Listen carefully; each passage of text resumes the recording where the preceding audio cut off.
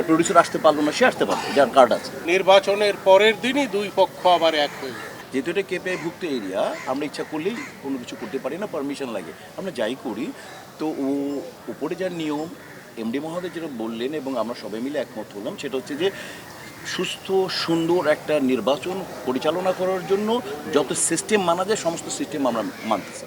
আর আপনাদের সহযোগিতা চাই এই কারণে, এই যে বারবার বলতেছে আমার কমিশন সদস্য যে আপনারা সহযোগিতা করবেন। এখন আপনারা যারা যারা ন্যাশনাল টেলিভিশন যারা আছে, যারা ন্যাশনাল অনলাইনে যারা আছে, তারা সবাই এখানে যারা আপনাদের রেজিস্ট্রেশন আছে তারা আসবেন। আর আমরা যারা আবার এখানে যারা আছি ওনারা একটা টিম করে দিচ্ছেন, শিল্পী সমিতি থেকে 2 জন, পরিচালক সমিতির প্রেসিডেন্ট সেক্রেটারি, এরকম বিভিন্ন জায়গায় এরা অবজারভার থাকবে।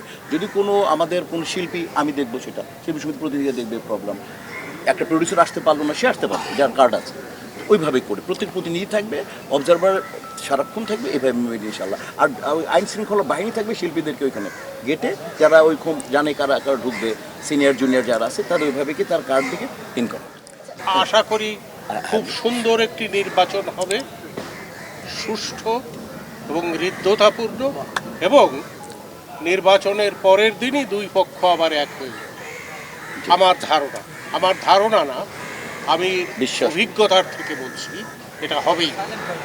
এই দ্বিধা বিভক্তি যে ছিল শিল্পী সমিতির মধ্যে, শিল্পীদের মধ্যে, সেই দ্বিধা বিভক্তি এখন আমাদের নির্বাচন অনুষ্ঠিত হবে সকাল 9টা থেকে।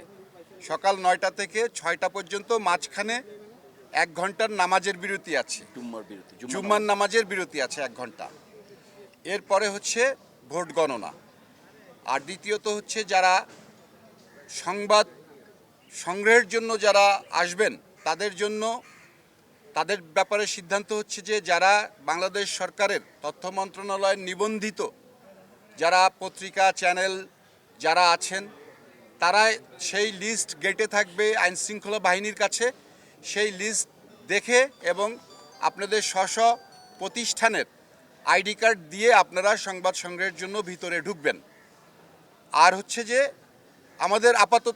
আমাদের হচ্ছে যে এইটুকুই আমাদের সিদ্ধান্ত। আমরা আপনাদের সহযোগিতা কামনা করি, আমাদের নির্বাচন সুষ্ঠু নির্বাচন করার স্বার্থে আপনাদের সহযোগিতা নির্বাচন করি, এই বলে আমি আমার বক্তব্য শেষ করছি।